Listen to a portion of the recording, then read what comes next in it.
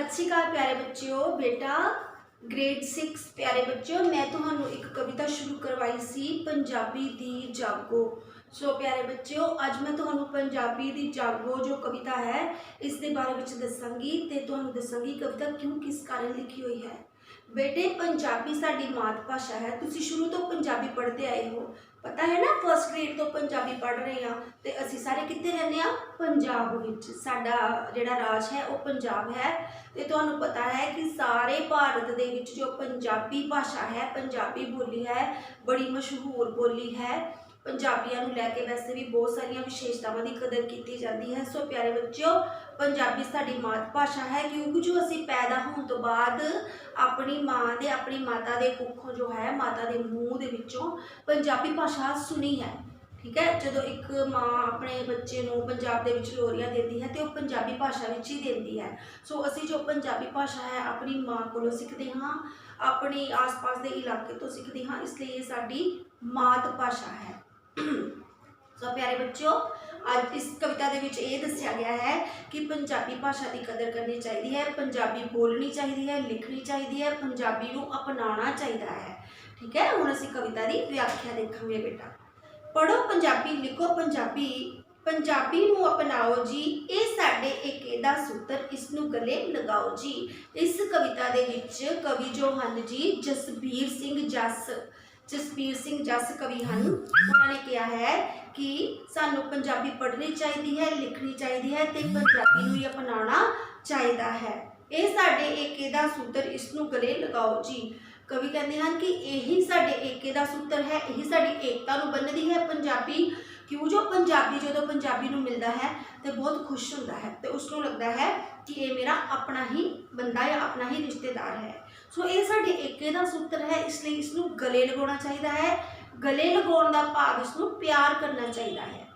ये साडे पंजाब दी राणी हर हिरदे दी कहे कहानी। कवि कहते हैं कि यही साडे पंजाब दी राणी है क्यों जो पंजाब दे विच पंजाबी वधेरे बोली जाती है, इसलिए ये साडे पंजाब दी राणी है।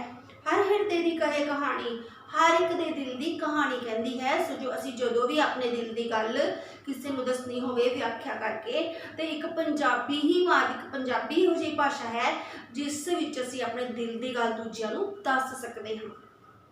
इस विच गुज्जे ने पंज पानी, पंज पानी का भाव है कि पंजाब जो है वो पंज दरियावां की धरती है। सो इस विच जिहड़े पंज पानी ने वो गुज्जे हुए ने। अरशों उतरी रब्बी पानी, अरशों मतलब तुरों, शुरू तो चली आ रही जो है ये रब्बी पानी है क्यों जो गुरुआं पीरां ने इसनूं अपनाया है। तुहानूं पता है बेटे पंजाब विच रहने वाले बहुत सारे गुरु पीर होए हैं, भगत जिन्हां ने पंजाबी विच अपनी गुरबाणी रची है।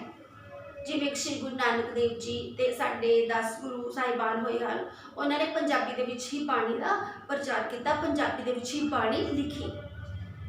सदियां दी विरासत सांभो, अपनी झोली पाओ जी, ये साडे एके दा सूत्र, इसनूं गले लगाओ जी।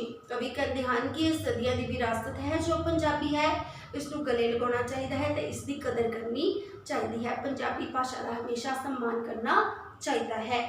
सारी दुनिया कुल संसार करता है माँ बोली नाल प्यार। तुहानूं पता है कि जिहड़ी सारी दुनिया है उन्होंने अपनी माँ बोली दे नाल बहुत प्यार होंदा है।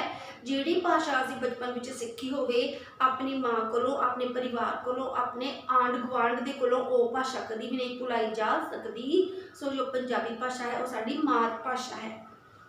करता है माँ बोली नाल प्यार कि हर एक बंदा जिहड़ा वो अपनी माँ बोली नाल प्यार रखदा है। इहदे विच है सिफत हजार, माँ दा प्यार तरत दा प्यार। इस ये विच साडी सिफत है क्योंकि जो माँ का प्यार होंदा है वही साडी धरती का भी प्यार है। माँ बोली का सिफती चोगा, माँ बोली का सिफती चोगा, बालां दे मूँह लाओ जी, बालां दे मतलब बच्चों दे, कि जिहड़ी माँ बोली का सिफती चोगा है पंजाबी भाषा का जिहड़े छोटे छोटे शब्द हैं वो सानूं छोटे छोटे बच्चों को सिखाने चाहिए हैं। कहने का भाव कि माँ बोली का जो सिफती चोगा है वो बच्चों के मूँह लाना चाहिए है। बच्चों के मूँह लाने का भाव जिस तरह असी अध्यापक तुहाडे मम्मी पापा तुहानूं पंजाबी सिखाते हैं, छोटे छोटे शब्द सिखाते हैं। जे तुहानूं कोई शब्द नहीं समझ लगता असीं उसनूं व्याख्या करके समझाते हाँ। इसका मतलब है कि पंजाबी का सिफती चोगा तुहाडे मूँह विच पा रहे हाँ। ठीक है, माँ बोली का सिफती चोगा, बालां दे मूँह लाओ जी, ये साडे एके दा सूत्र इसनूं गले लगाओ जी। भाव जो पंजाबी बोली है यही साडे एकता दा एक वधिया साधन है, इसलिए इसनूं गले लगाउणा चाहीदा है। गले लगाउण दा भाव इसनूं सम्मान प्यार करना चाहीदा है। इसे विच बुल्ला फरीद ते वारिश गुरां दी बाणी बनदी टारस। पंजाब दे विच ही बाबा फरीद जी, बाबा बुल्ला जी ते ये सारे महान लोग जिहड़े ने एक गुरु पीर होए ने ते इन्हां ने पंजाबी बाणी नूं टारस दिता। टारस दिता मतलब हौसला दिता। हौसला किस तरह दिता कि जो भी अपनी बाणी रची, जो भी अपने वाक कहे, उसनूं पंजाबी भाषा दे विच लिखिया। लोक साहित्य का अमृत वरदा जिहड़ा लोक साहित्य है, लोक साहित्य बेटा होंदा है कहानियां कवितावां जिहड़ियां तुसीं किताबां दे विच पढ़ते हो, इहनूं लोक साहित्य कहंदे ने। सो लोक साहित्य का अमृत वरदा। सो पंजाबी भाषा दे विच ही जिहड़ा लोक साहित्य है उहदा अमृत वरया है। कहण दा भाव बहुत सारा ढेर सारा जो पंजाबी साहित्य है वो रचिया गया है। लोक गीतां दा है रस चढ़दा, इहदे विच ही लोक गीत लिखे गए ने। लोक गीत बेटा फोक सॉन्ग जिहड़े तुसीं गांदे हो अपने फंक्शनस दे विच, जो स्कूलों के कोई फंक्शन होंदे तुसीं फोक सॉन्ग गाते हो ना, दैट इज कॉल्ड दी लोक गीत। पंजाबी च लोक गीत कहते हैं। तो लोक गीत भी पंजाबी दे विच बहुत सारे रचे गए हैं। होर की रचिया गया है पंजाबी दे विच? कथा, कहानी, बात, अखौतां, कविता सुनो ते गाओ जी। ये साढ़े एक दा सूत्र इसनूं गले लगाओ जी। सो इस विच क्या गया है कि बहुत सारा जो साहित्य है पंजाबी दे विच रचिया गया है, उसनूं पढ़ना चाहिए है ते पंजाबी बोली नूं गले लगाउणा चाहिए है। अगे देखो बेटा नैक्सट पेज दे, भला हुंदा है अपना देश, कि अपना देश ही भला हुंदा है। चाहे तुसीं देश विदेश जिथे मर्जी चले जाओ, पर जिहड़ा अपने देश की बोली का प्यार है वो कभी भी भुलाया नहीं जा सकता। सो कवि कहते हैं भला हुंदा है अपना देश, अपनी बोली अपना वेश। अपनी बोली चंगी हुंदी है, अपना देश चंगा हुंदा है ते अपना वेश चंगा हुंदा है। वेश मतलब पहरावा, ठीक है। जम जम जावो देश विदेश, जम जम जावो मतलब खुशी खुशी।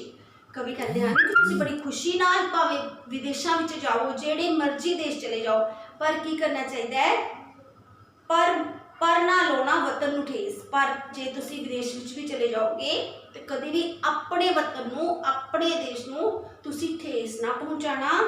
होर बोलियां भी रज के सीखो।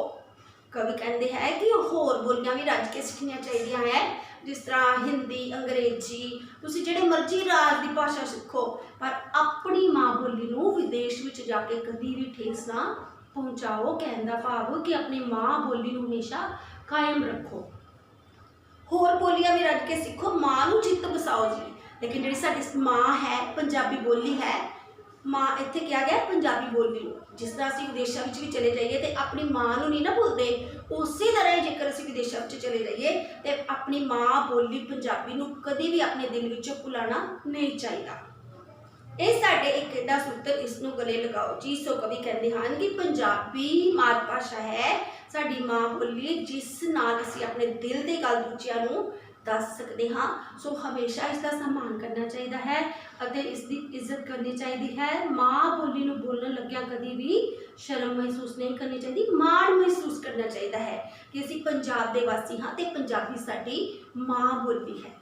ठीक है बेटा, इसी व्याख्या की मैं तुहानूं वीडियो भेज देंगी। तुसीं ध्यान नाल मेरी वीडियो नूं देखना सुनना है ते कविता नूं समझण दी कोशिश करनी है बेटा। धन्नवाद प्यारे बच्चों।